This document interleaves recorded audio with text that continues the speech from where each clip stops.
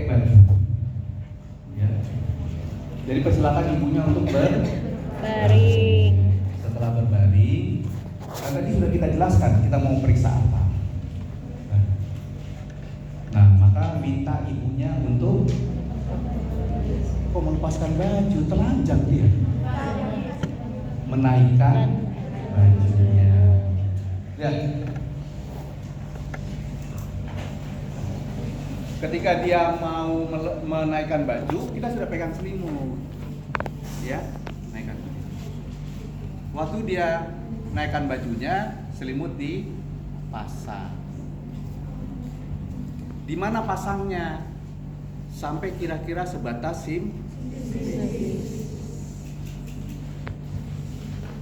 ya. Nah, setelah itu kita pemeriksa berdiri di sisi kanan. Kita mau ukur tinggi fundus uteri. Maka yang pertama adalah identifikasi simfisisnya. Mulai dari mana? Tadi sudah diajarkan. Mulai dari bagian perut yang lembek, terus turun sampai dapat tulang simfisis. Kemudian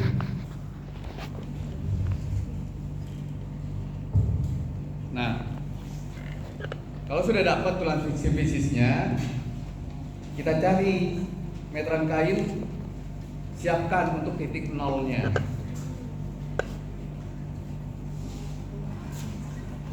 Kita pegang, ya. Kemudian kita meraba fundus. Mulai dari mana? Sama. Mulai dari bagian yang kosong. Nanti akan teraba fundusnya. Kalau sudah dapat, oh ini, ya. Baru minta ibunya menepuk sedikit kakinya, ya. Letakkan titik nol di atas, pinggir atas tulang simfisis. Baru tarik sampai ke fundus. Mengikuti kurvatura lekukan perut ibu. Ini bukan ditarik gini. Ya, ikutin kurvatura perut ibunya. Dapatnya berapa senti, maka ditulis dalam satuan sentimeter. 20 sampai 31 minggu, minggunya itu sama dengan sentimeter. Jadi 20 minggu berarti 20 senti. 26 minggu berarti 26 senti. 28 minggu berarti 28 senti. 35 minggu berarti 35 senti. Kan hanya sampai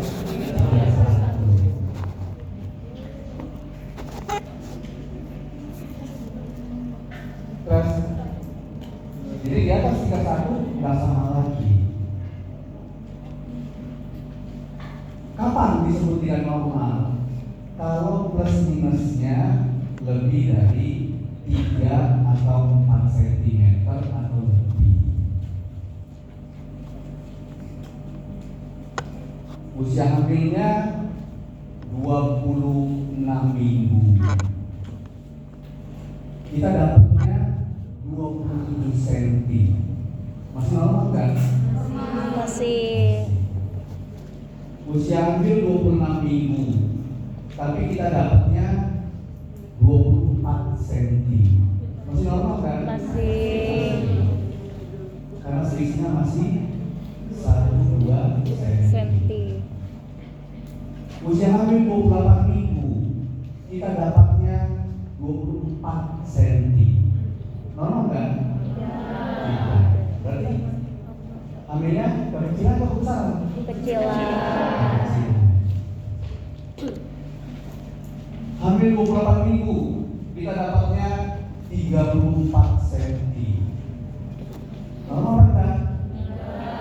Berarti tandanya hamilnya kebesar. Itu pentingnya.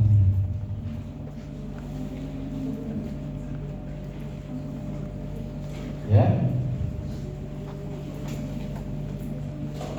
Nah, kalau sudah kita ukur tinggi fundus uterinya, baru kita masuk untuk menentukan persentasi. Untuk apa menentukan persentasi? Untuk tahu persiapan Salinan. Kita mulai dari level 1.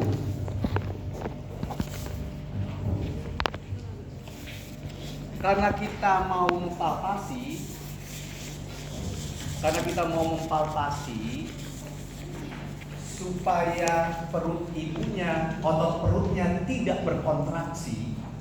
Karena kalau perut ibunya berkontraksi, dinding perut ibunya jadi keras. Kalau dinding perut ibunya keras, kita nggak bisa meraba bagian-bagian bayi. Maka usahakan otot perut ibunya jangan berkontraksi. Otot perut ya, bukan otot uterus. Nah, salah satu caranya adalah bagaimana menyamakan temperatur tubuh ibunya sama temperatur kita. Caranya bagaimana? Pemeriksaan Leopold adalah pemeriksaan dengan cara palpasi. Jadi tangan kita jangan boleh dingin, ya. Jadi caranya hangatkan dulu, baru kita pegang perut ibu. Nah, Leopold 1 kita berada di sisi kanan ibu, muka kita menghadap ke arah kepala atau muka ibu. Jadi kita begini. Bukan begini. Ya, kita guna Leopold 1 adalah kita mau meraba bagian bayi yang ada di perut atas, yaitu bagian bayi yang ada di fundus uteri. Jadi cari dulu fundusnya, cari mana. Nah, berbeda dengan mengukur tinggi fundus uteri. Kalau tinggi fundus uteri cari dari yang kosong dulu sampai ketemu puncaknya. Tapi kalau ini raba uterusnya. Oh, ini uterusnya. Raba, cari sampai puncaknya. Dengan cara tangan kita berganti. Cari. Oh, ini dia. Nah, kemudian pegang, rasakan apa yang ada di atas. Kalau rasanya lembek, kurang lenting, maka itu kemungkinannya adalah bokong. Tapi kalau yang teraba bulat, keras, lenting itu seperti ada yang keras gini, terus kalau kita goyang, ya, maka itu adalah kehalan.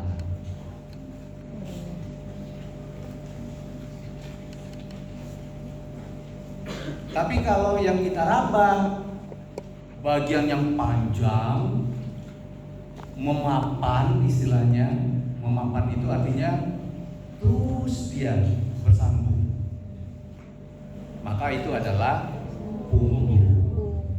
Karena punggung bagian yang panjang dan bersambung.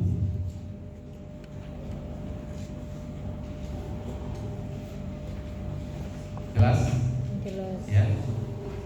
Nah, setelah dapat Leopold 1, lakukan pemeriksaan Leopold 2. Leopold 2 untuk apa? Untuk melihat, untuk mengetahui apa bagian di kiri dan kanan dari ibu. Caranya bagaimana?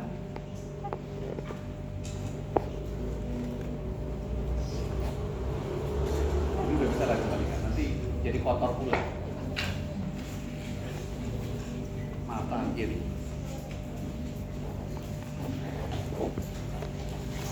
Kita masih menghadap ke muka ibunya, ya.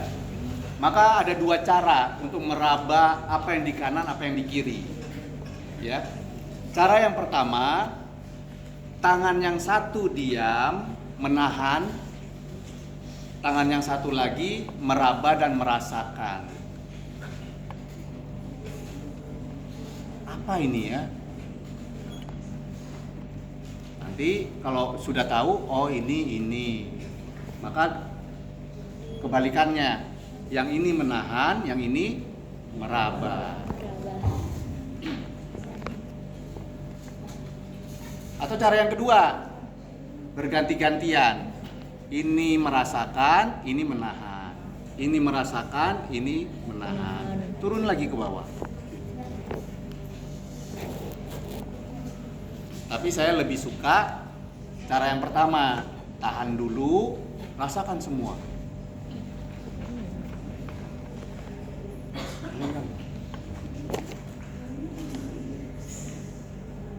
Ini rasanya ada yang nonjol. Betul? Betul nggak? Enggak. Hah? Enggak ada tuh. Oh, ini ada. Baru di sini dia masuk ke dalam. Ini nonjol, ini masuk ke dalam. Betul? Di sini nonjol lagi. Dipegang. Oh, ini pegang ini. Nih. Nah, kalau ini sekarang kamu raba, ini dia terus nggak ada yang nonjol, nggak ada yang kosong, betul? Ini namanya memanjang. Kalau kita buka, pasti punggungnya di sini. Kalau salah, saya pulang. Ya.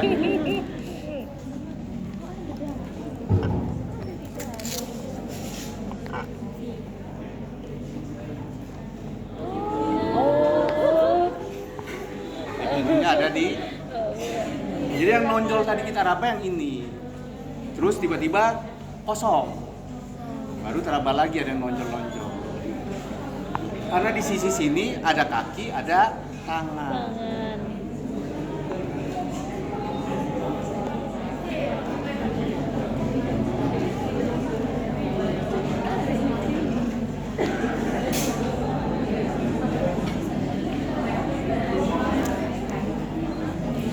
Berarti saya nggak jadi pulang ya?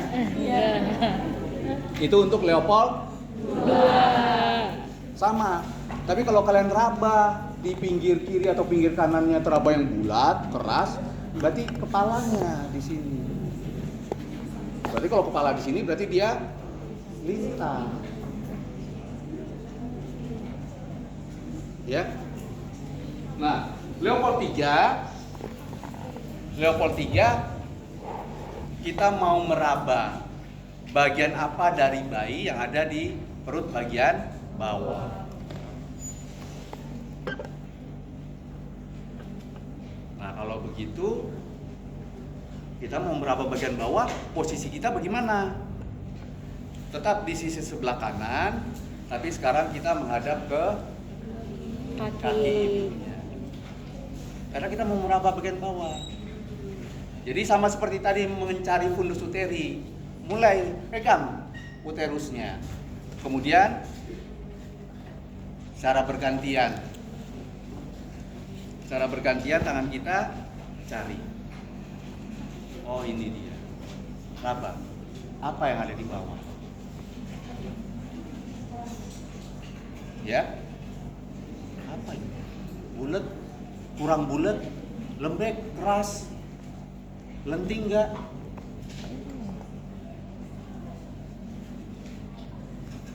Kalau sudah masuk ke Leopold 4 mau menentukan apakah bagian terbawah bayi sudah masuk atau belum. Ya.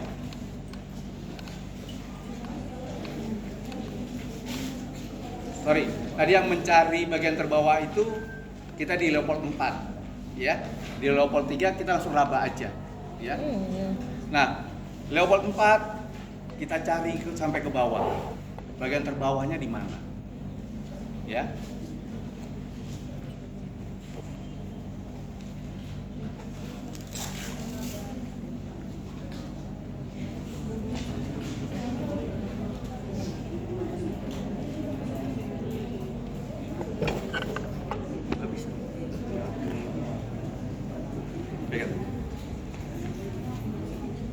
Lihat, ini kepala bayi.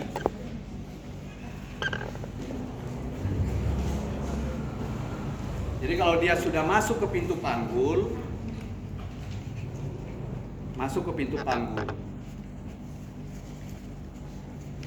Dua orang kayaknya. Satu lagi.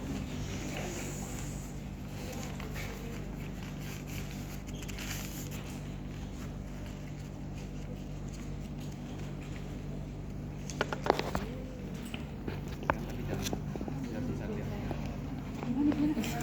Atau ini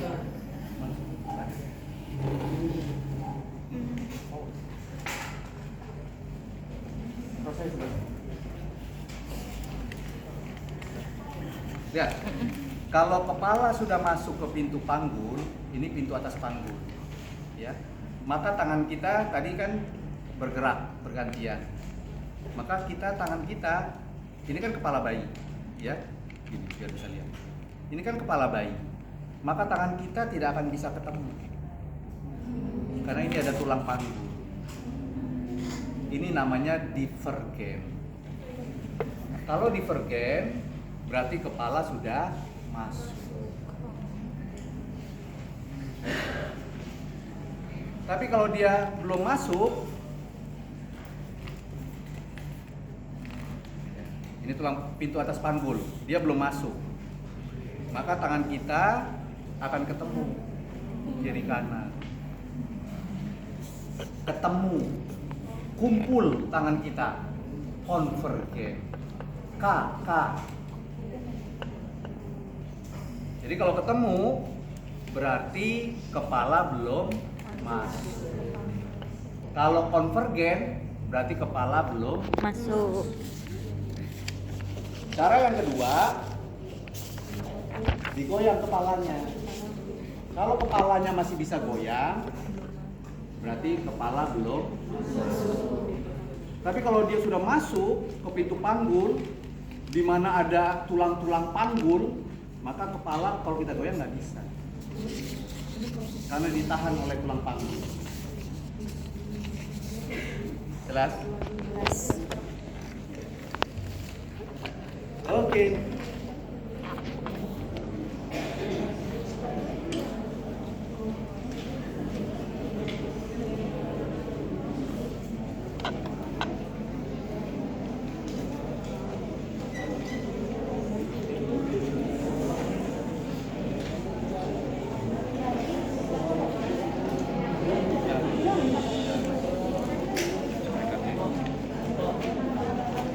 Terakhir,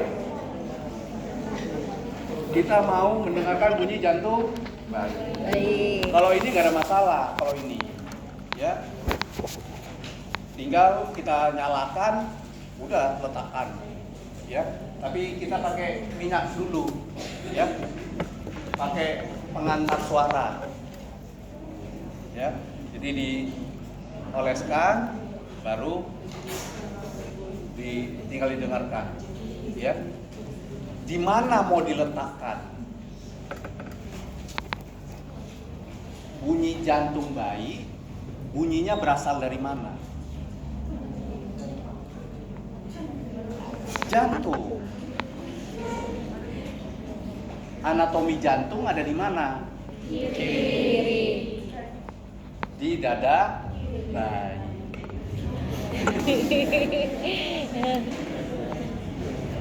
Dada lebih dekat ke bokong atau lebih dekat ke kepala? Jadi kalau presentasi kepala,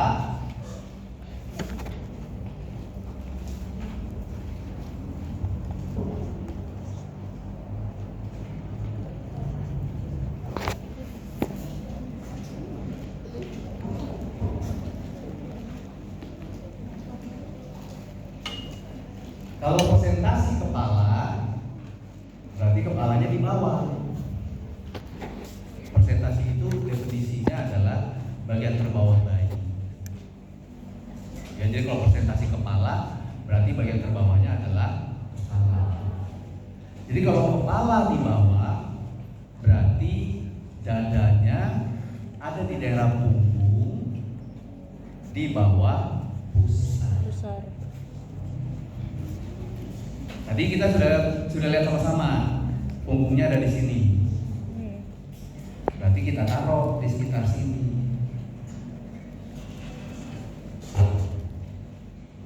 Jelas? Ya. Yes. Tapi kalau dia presentasi bokong,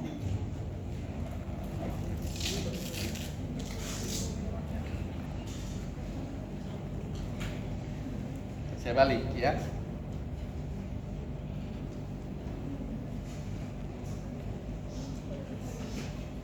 Presentasi bokong. Karena bagian terbawahnya adalah bokong. Bokong. Berarti dadanya sekarang ada di mana? Atas. Maka area mencarinya, punggungnya tadi sebelah mana? Sebelah sini atau sebelah sana? Sebelah sana. Di atas. Berarti carinya di sebelah kiri ibu, di atas Pusar. Jelas? Ya. Jadi nanti kalau sudah koas atau sudah uji kompetensi masih nyari dijujuk kemana-mana, repot. Berarti kalian gak pernah meleopard bayinya. Nah, kalau dia lintang bagaimana? Lintang berarti di sekitar Pusar. karena bayinya begini. Jadi DJJ-nya bisa di sana, bisa di sini, di seberang. Jelas? Nah, sekarang bagaimana kalau menggunakan monooral?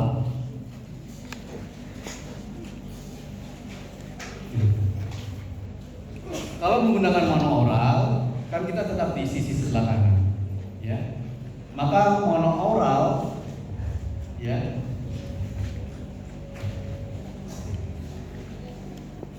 dicari dulu tadi presentasi bayinya, kemudian diperkirakan mana dadanya, ya.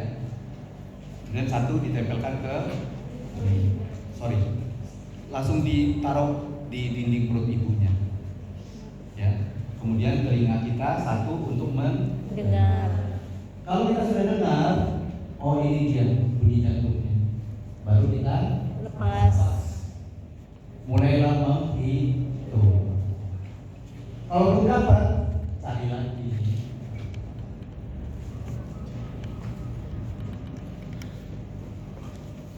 Bagaimana memastikan betul apa enggak itu DJJ bayi? Kita raba nadi ibunya.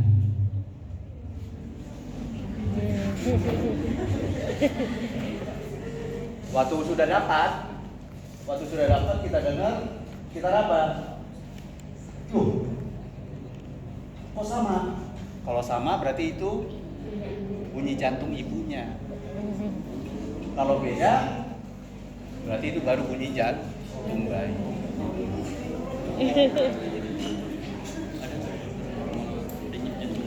120 sampai 160. Tidak? Jelas? Ada yang mau tanyakan?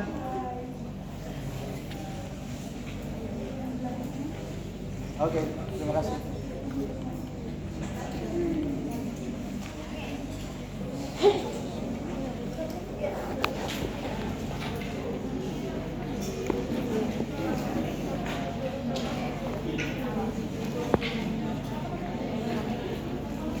Ada yang mau tanyakan?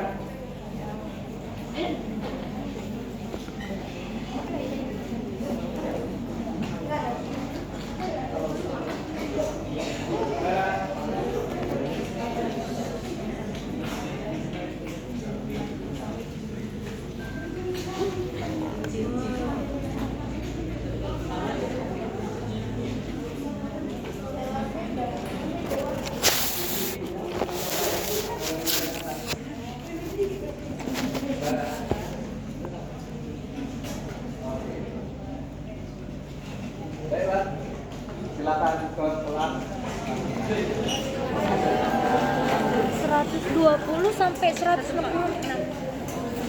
Bukan per kan, sampai kan. Makasih.